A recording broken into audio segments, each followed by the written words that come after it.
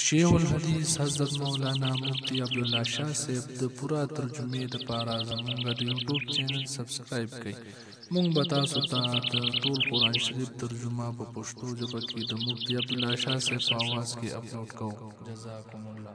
أعوذ بالله من الشيطان الرجيم بسم الله الرحمن الرحيم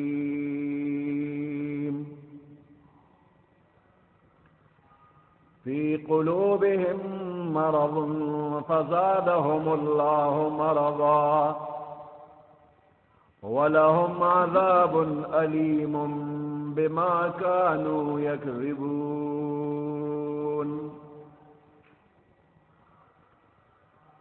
وإذا قيل لهم لا تفسدوا في الأرض قالوا إنما نحن مصلحون ألا إنهم هم المفسدون ولكن لا يشعرون صدق الله العظيم.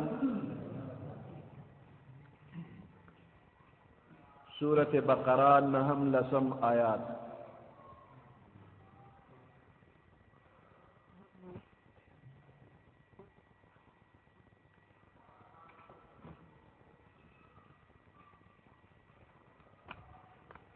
في قلوبهم مرض فزادهم الله مرضا. دا لسم نمبر آیات تے. د دې منافقانو په زړونو کې مرض دی، بیماری ده. فی قلوبهم مرض، د دوی په زړونو کې مرض دی. مرض هغه حالت ته ویلی شي چې د بدن ته پیښیږي او بدن د اعتدال او برابر حالت نه اوباشي، کمزوری کی او کله کله مرګ ته ورسوي.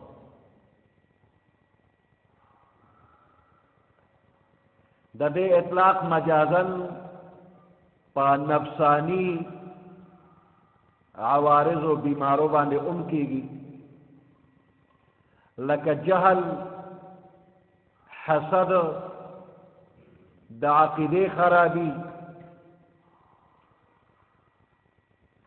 څنګه چې د بدن مرض بدن د اعتدال نه اوباسي او په مزه مزه هلاکت ته بوزي او بدن ودې او ترقی ته نه پرېږدي، نو دغه شانته نفسانی بیماری انسان د فضائل او مرتبو ترقی ته نه پرېږدي او په مزه مزه انسان ابدي هلاکت ته بوزي. نو دا منافقان د نفسانی خواهشاتو په ډېر خراب حالت کې مبتلا وو. جهالت، حسد، کفر، بد عقیده د دوی په رګ رګ کې پرته وه. د پیغمبر علیہ السلام روزانه مقبولیت د مؤمنانو زیاتېدل د دوی د پاره د حسد او د کینې سبب. دوی ته چې کومه سرداری میلو وه هغه ورځ په ورځ ختمېده، نو د دوی په دې زړونو باندې هر وخت تکلیف. د قرآن پاک غوندې عظیم الشان کتاب دوی د خپلو بیمارو علاج ونه ګرځو.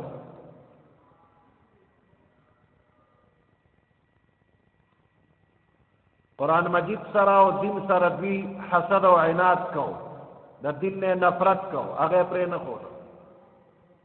نو د قرآن مجید په ذریعه د خپلو زړونو د بیمارو علاج یې ونه کو او مقابله شروع کړه. نو فزادهم الله مرضا، الله د دوی د زړه د بیماری نورم زیاته کړه.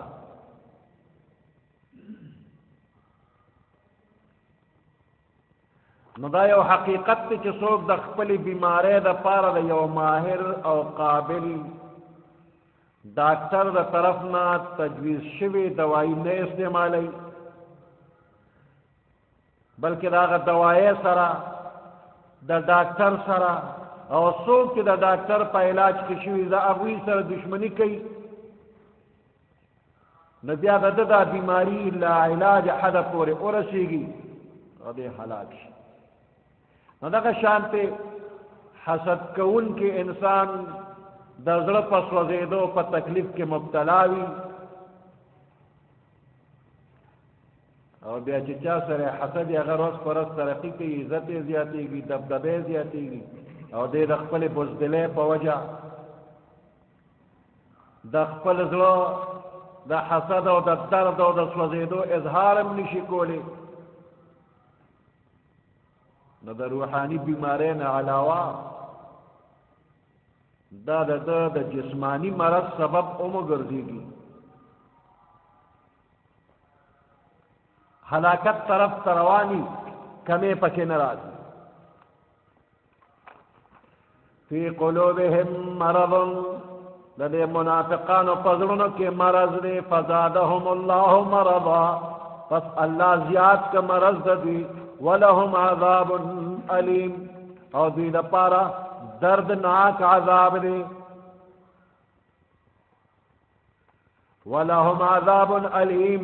د دوی دپاره دردناک عذاب دی. بما کانوا یکذبون، په سبب د دې چې دوی دروغ وایي.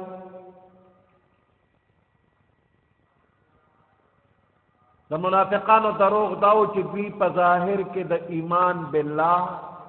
او ایمان بالیوم الاخر دعوی لرله او په زړه کې د دې مخالف وو.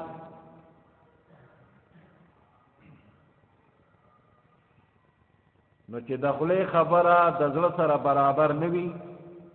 او د هغې مخالفه وي نو دې ته دروغ وایي، او دروغ جرم عظیم دی.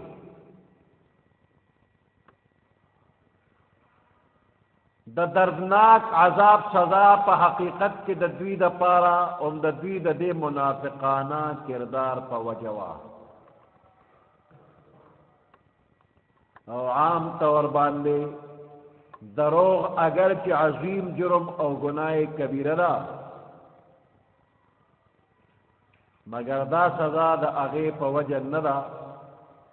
اگر چې دروغ ویل یو داسې جرم دی چې انسان بالآخر په نفاق کې مبتلا کوي، او دلته منافقان هم د دروغو د عادت د وجې نه د کفر او نفاق حد ته ورسېدل، نو په حقیقت کې هم دا دروغ ویل د ټولو خرابو جرړه او بنیاد شو.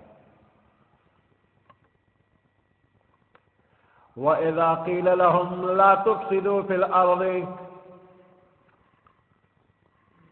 هر کله چې دوی ته ویلی شي چې فساد مه کوئ په ځمکه کې، قالوا انما نحن مصلحون، نو دوی وایي بېشکه منګه مصلحون اصلاح کوونکي یو.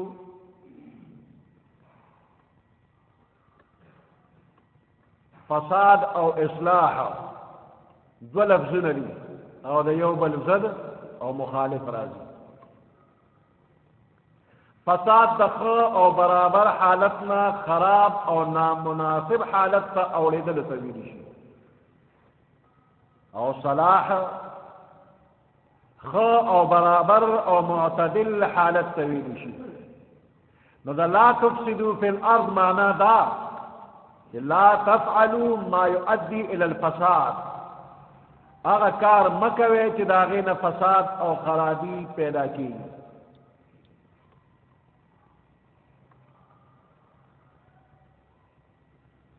نو فساد کفر او د ګناه کارونه چې د دې منافقانو نه به کېدل، نو دوی ته د دې وینا چې فساد مکوي دا مطلب دی چې کفر او د خدای د حکمونو مخالفت په ځمکه کې مکوي. لا تعصوا فی الارض، په ځمکه کې فساد مکوي، نافرمانی مکوي. وکان فسادهم ذلك معصیة الله تعالی،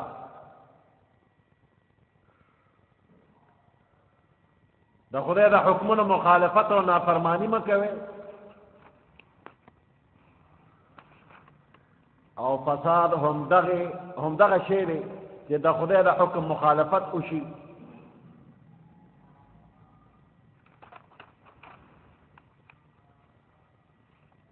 وكان فسادهم ذلك معصية الله فساد بدق نافرمانی د الله وا لأنهم من عصى الله في الأرض ځکه چې چا په نافرمانی وکړله د الله په دې ځمکه کې د الله د حکم خلاف کار وکړ وأمر بمعصيته وبلت هذا نافرمانی حکم وکړ فقد أفسد في الأرض نو د په ځمکه کې فساد وکړ لأن صلاح الأرض والسماء بطاعته ځکه د ځمکې او د اسمان صلاح دا په طاعت د الله کې ده نو د منافقانو فساد کو په مختلفو طریقو یې کو نه الله ورته حکم وکړ چې فساد مه کوئ لا تفسدوا في الأرض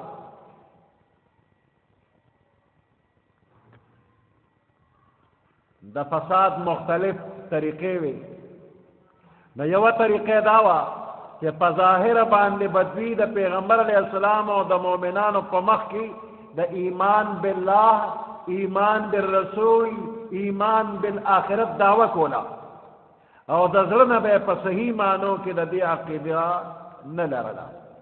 صرف د دوکې په غرض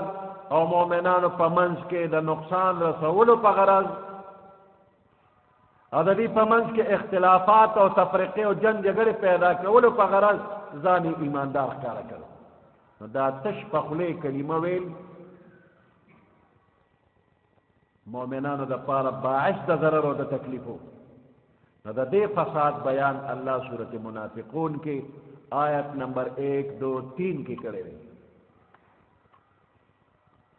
کله به د پیغمبر علیه السلام په مخ کې ډېرې ښکلې ډولې خبرې کولې د پیغمبر علیه السلام په مخ کې به خوشامندې کولې او په خپل اخلاص او باطنی عقیدت او محبت باندې به قسمونه خوړل او شا په شا به د پیغمبر علیه السلام او د مؤمنانو خلاف د جنگ جګړو فضا جوړوله او دارن کله چې د پیغمبر علیه السلام مجلس ته به لاړل نو د فساد تدبیرونه به یې کول چې د پیغمبر علیه السلام د مجلس نه به بهر لاړلو نو بیا به د فساد تدبیر کو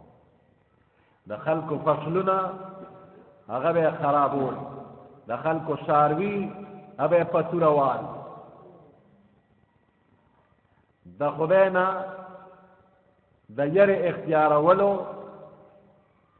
پځې جاهلانه غرور او تکبر به کو دا بل څوک کولی شي دا د مسلمانانو تیار فصل به اوس ونو څاروي به اولاد هغه پتوروال که چا به خدای نه ویریږي وی دا زیو ځوانیم چې زه داسې کولی شم بل څوک کولی شي نو د سورت بقره آیت نمبر 204 205 206 کې دا خبره خدای ذکر کړي چې دا منافقان داسې کوي پیغمبر علیه السلام ته خوږې پستې خبرې کوي زار شم او قربان شم او چې تلې نو بس وخت را باندې نه تېرېږي چې د مجلس نه به ووتل د مسلمانانو ته به نقصان رسو که چا به ورته خدای نه ویریږي دا زه یو ځوان یم چې داسې کول شي بل څوک کولی شي کله به دوی داسې کول چې د پیغمبر علیه السلام په حق کې ګستاخي به کوله د الله خبرو کې به تحریف او تبدیل کو دین کې به عیبونه راستل دا د دوی فسادو او د دې بیان سورۃ النساء آیت نمبر 46 سورہ فتح آیت نمبر 15 کې دا بیان شوی او کله به فساد په دې طریقه کو چې د الله او د رسول د قانون په ځای به شیطانی قانون باندې فیصله کولی او د الله او د الله د رسول د حکمونو نه به روګردانی کولا د دې بیان سورۃ النساء آیت نمبر 7 نا 63 پورې شوی دی او د سورۃ نور په 48 نمبر آیات کې شوی دی د دې نه لوی فساد بل نشي کېږي چې د انسان قانون واغشتی شي او د الله قانون پرېښودی شي. دا د ځانه جوړ کړی قانون په دې پسې دي فیصلې په دې کوي، د خدای په قانون نه.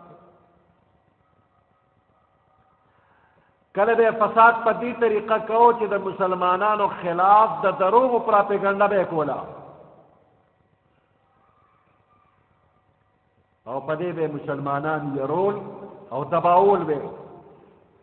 دا حال سورة نساء آیت نمبر 83 او سورة احزاب آیت نمبر 60 کې بیان شوی. او کله به فساد په دې طریقې کوو چې د دنیایي جاه و جلال په لالچ کې د کافرانو سره تعلقات به مضبوطول او مسلمانانو پورې او پیغمبر علیه السلام پورې به ټوکې کولې او قرآن پورې به خندا کوله.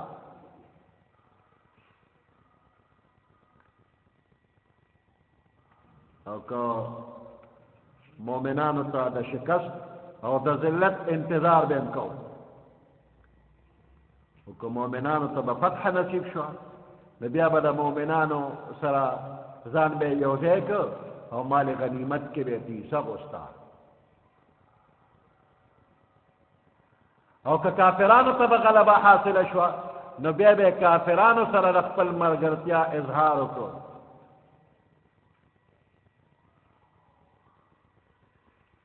کله به فساد په دې طریقه کوو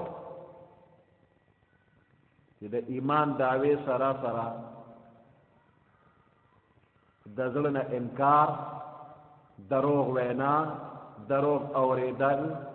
نور کافرانو ته د مسلمانانو د خبرو رسولو لپاره جاسوسي کول،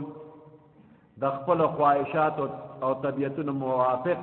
اسلامی حکمونه منل او د خواهش نه خلاف اسلامی حکمونو نه انکار کول، حرام خوړل، بے انصافي کول، دا د دې کافرانو منافقانو عادتو او په دې طریقه به فساد کو. کله به فساد په دې طریقه کو چې پیغمبر علیه السلام به مال غنیمت تقسیمو یا به صدقات تقسیمول او دوی ته به څه ملولو شو یا به کم ملو شو. پیغمبر علیہ السلام انصاف و نکو، برابر تقسیم و نکو. دا قسمه طریقے دا فساد و دا دے خلقو.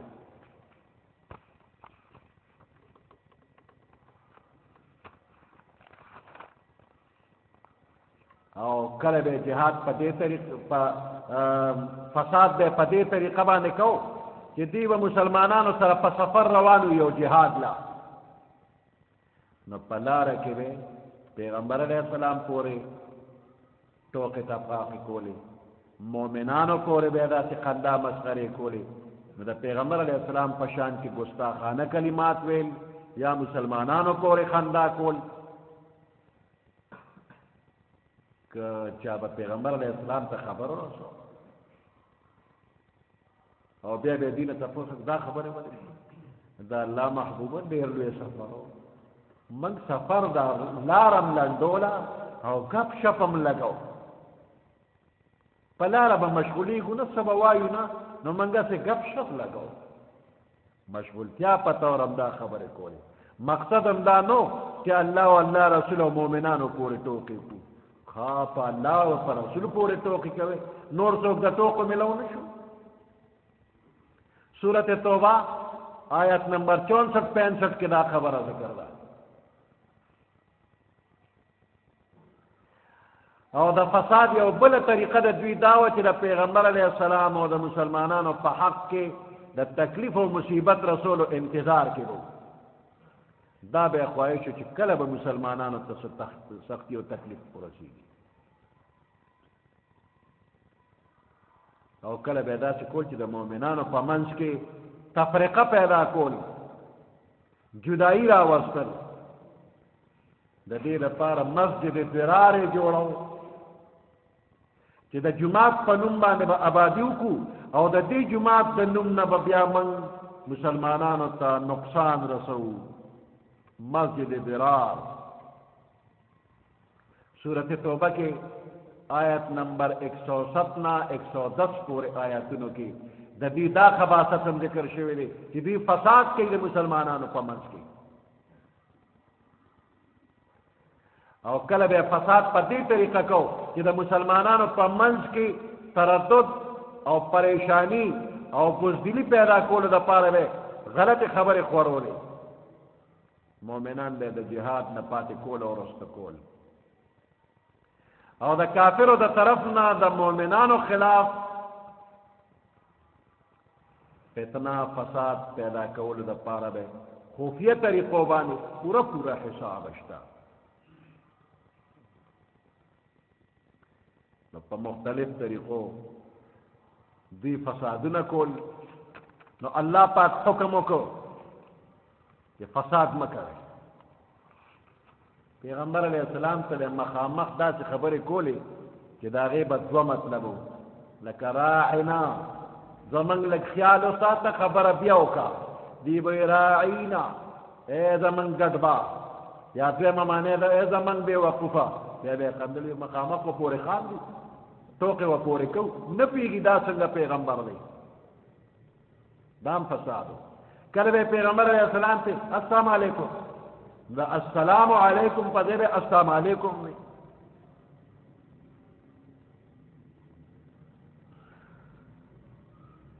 نو الله وی فساد مکوي لا تفسدوا فی الارض فساد مکوي پزمکه کې نو دوی به وی چې انما نحن مصلحون من خو اصلاح کوونکیو فساد نکو او اصلاح کو الا انهم هم المفسدون ولكن لا يشعرون وانما نحن مصلحون اصلاح کوونکی خدای وی هم دا فسادیان دی اصلاح والا نه انما نحن مصلحون څه مطلب د پیغمبر علیہ السلام د دین د خبرو شروع کېدو نه مخکې دا ټول کلی یو بل سره یو اتفاق او چې دا نوې خبرې شروع شوي دي نو رور د روره جدا او زوی د پلاره جدا نو موږ غواړو چې هغه پخواني رورولي بیا راشي موږ اصلاح غواړو هغه زاړه تعلقات بیا برقرار شي صلح کل غواړو نو الله الا انهم هم المفسدون ولكن لا يشعرون په حقیقت کې اصلاح خو داوا چې دین اسلام د دنیا په ټولو دینونو باندې غالب شي د الله په ځمکه د الله قانون نافذ شي او تمام فیصلې د الله او د الله د رسول د حکم مطابق وشي دغه ته اصلاح وي اوس د دې خبرې خلاف دوی وی چې هغه زول کفر بیا راشي نو دا خو اصلاح نه ده دقه فساد دی ولكن لا يشعرون دوی کې شعور نشته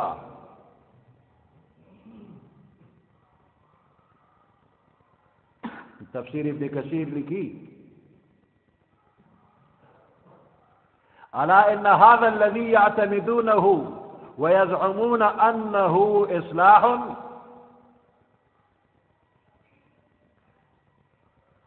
خبردار هغه چې دوی په اعتماد کوي او ګمان کوي چې دا اصلاح ده هو عین الفساد هم دقه فساد دی ولكن من جهلهم لا يشعرون لیکن دوی د خپل جهالت د وجه نه پوهیږي بکونه فسادا چې دا فساد دی دا فسادیان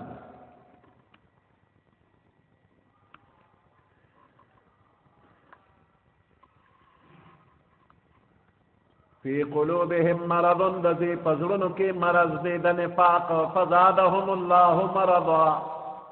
پس زیاد که الله پاک د دوی دا مرض ولهم عذاب علیم نو د دوی د پاره عذاب دی دردناک بما کانوا یکذبون په سبب د دروغ ویلو د دوی واذا قیل لهم لا تفسدوا فی الارض هر کله چې ویلی شي دوی ته چې تاسو فساد مکوئ په ځمکه کې قالوا انما نحن مصلحون نو دوی وایي بېشکه موږ اصلاح کوونکي یو अला इन्नहुम हुमुल मुफ्सिदून वलाकिन ला यशऊरून। अला खबरदार, इन्नहुम हुमुल मुफ्सिदून, बेशक द्वी फसाद को उनकी फसाद यान दी, वलाकिन ला यशऊरून, लेकिन द्वी न पोएगी। सुब्हान रब्बिक रब्बिल इज्जति अम्मा यसिफून व सलामुन अलल मुरसलीन वल्हम्दुलिल्लाहि रब्बिल आलमीन। अल्लाहुम्मा रब्बना आतिना फिद दुनिया हसनतन व फिल आखिरति हसनतन व क़िना अज़ाबन नार व अदखिलनल जन्नत मअल अबरार या अज़ीज़ या गफ्फार बिरहमतिक या अरहमर राहिमीन।